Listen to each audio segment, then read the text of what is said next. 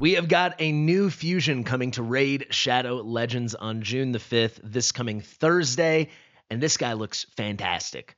Maybe you've heard by now, maybe you haven't, but the next fusion will be this attack-based Force nuker from my favorite faction, the Dwarves, Tholin Foulbeard. So let's hop right into it. I want to give my initial review and break down the full kit. I'm going to try to keep this video short and punchy so you get all the information you need as quickly as possible. Right out of the gate, I got to say, I think it's pretty exciting. Obviously, I think it's pretty exciting. This guy's a dwarf. It's my favorite faction. But on top of that, I think it's really cool that he has a very nice kit, beginner to endgame. You'll see that as we go through. And then the key thing for newer players, he is force affinity and he is a nuker.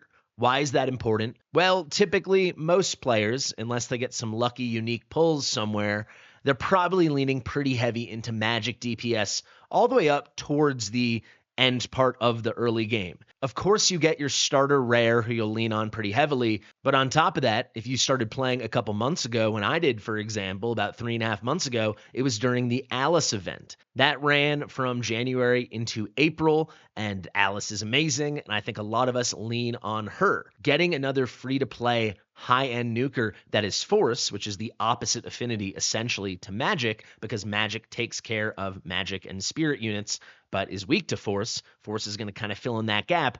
I think that's pretty dang cool. Let's talk about the actual kit, though. Let's kick things off with the A1, Demon Breaker. On his A1, he has a pretty dang strong AoE, at least it seems. I've got to say, we don't know the multipliers yet, but I'd be pretty shocked if his multipliers weren't at least good. Will they be amazing? Will they be god tier? I don't know, but I think we can count on the fact these multipliers will be good. So we got the AoE on the A1. Before attacking, he has a 25% chance of placing a big version AoE weaken debuff, a 25% weaken. That is a very nice thing. He's placing it before the attack, right? So it can't be a weak hit. This then does have a pretty decent chance to have that 25% chance fulfilled and place the AoE weaken, but it only gets better from there. As you can see right above my head, with skill ups, this goes to a 50%, but moreover, the base chance to place the 25% weaken is 50, so with skill ups it's 75 if the target is from the Corrupted Alliance, a boss, or a minion. And you'll see when it comes to the Corrupted Alliance, so if the target is from the Corrupted Alliance, that will be the Demon Spawn, the Undead Hordes, the Knights Rev, and the Dark Elves. A lot of the really good champs you may be facing off against in the game, well, now it's a 75% chance with skill ups. And this also applies to bosses and bosses' minions. So he's going to be really good in a lot of PvP stuff and some PvE stuff when going up against those Corrupted Alliance mobs or enemies, but especially for boss content, that's really good. On an A1 AoE weaken, 75% chance, you throw a Sniper Mastery on there, make it 80, that's pretty awesome, right? That is very strong. However, it gets even better. The effect is irresistible if you do hit that 75 or 80% chance with Sniper if those enemies are from the Corrupted Alliance, they are bosses, or they are minions. So in boss content, once he's skilled up, and if you give him the Sniper Master, which I think a lot of people will, especially people progressing through the game, you're going to have an 80% chance to land this weaken on a boss and his minions, and you don't need any accuracy at all. That's just amazing. Finally, and this is maybe the best part of the whole A1, he will grant an extra turn if a weaken debuff was placed on all enemies by this skill. Keep in mind, in solo boss content where the boss has no minions, the boss is the only enemy. So as long as he hits that 75 or 80% chance to land the weaken, you are getting an extra turn, just instantly, off of the A1. This will happen a lot. And that extra turn will lead very nicely into reducing the cooldown on the great A2 and the A3, or just bringing you straight to that move if either of those are ready. So let's talk about the A2 now. Back to the Abyss. This is a double hitter on a 4-turn cooldown. As you can see above my head, with books, it can be a 3-turn cooldown. Each one of these hits will ignore 25% of the target's defense. However, we're sticking with the theme here. If the target is from the Corrupted Alliance, the target is a boss, or the target is a boss's minion, all of a sudden you are ignoring 50% of the target's defense instead. We love that.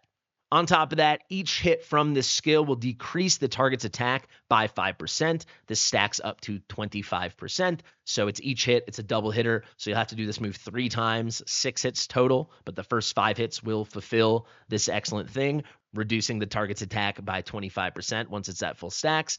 And then each hit will also increase this champion's attack. So Tholin Foulbeard's attack is going to increase it up to 50%. 5% at a time. So remember, this is a double hitter. So once you've used this move 5 times, you've got 10 instances. You are maxed out at a 50% attack boost. That's pretty phenomenal. In a lot of fights, you're not going to get the A2 off 10 times, but in longer fights, you certainly will. So in Hydra, and especially Chimera, where I think this guy could be really, really good, he will be slapping for the later portion of the fight when you really need him to be a total beast. Let's go to the A3 now, Rabid Fury. Once again, this is a 4-turn cooldown with skill ups. It goes to a 3-turn. Another AoE here, so the A1 and the A3 are AoE moves. The A2 is a single target double hitter. This AoE will attack all enemies 2 times. Before attacking, which is when you want this to happen, he will place a 50% big version increase attack buff on himself for 2 turns. For each critical hit landed on the first hit, it will increase the damage dealt on the second hit by 10%. So let's do some math. If you're doing PvP content where you're up against 4 units, if you can land all 4 crits, that second hit will have increased damage by 40%.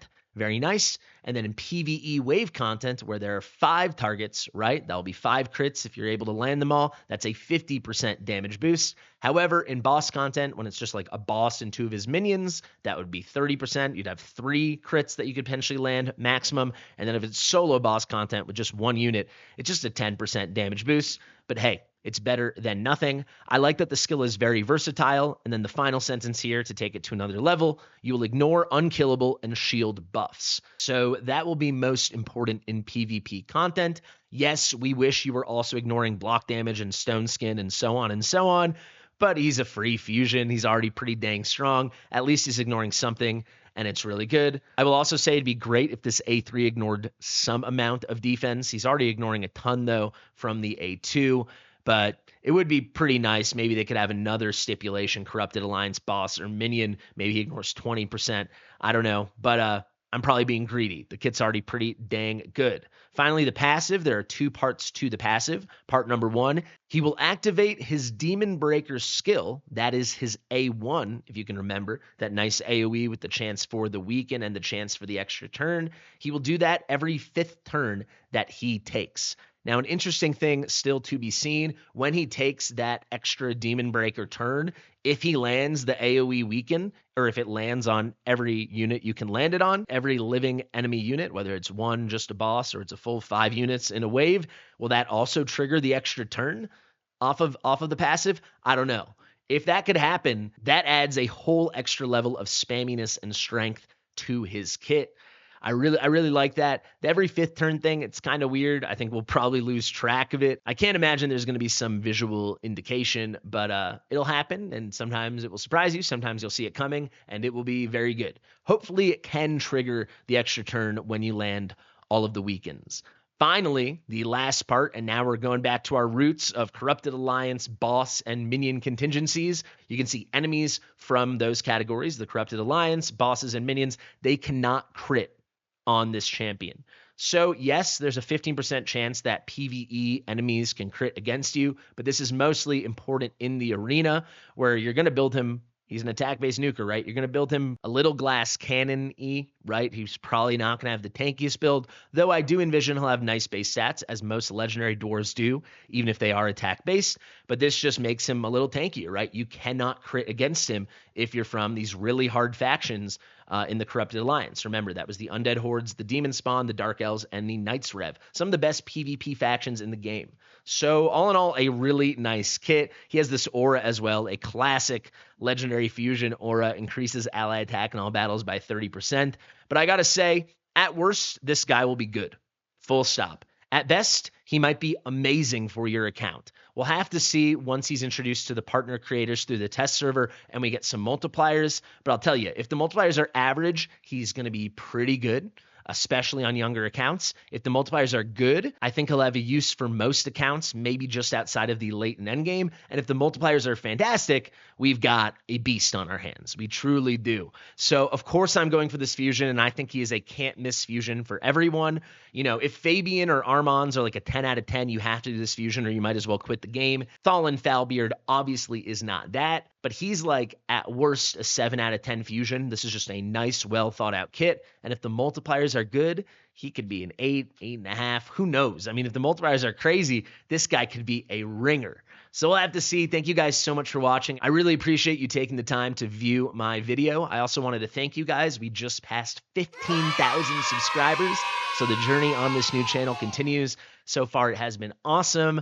I can't wait for the new events. I can't wait for Tholin Foulbeard, and I hope you guys are excited as well. Thank you. Subscribe to the channel, share with your mother, and I'll see you real soon. Bye.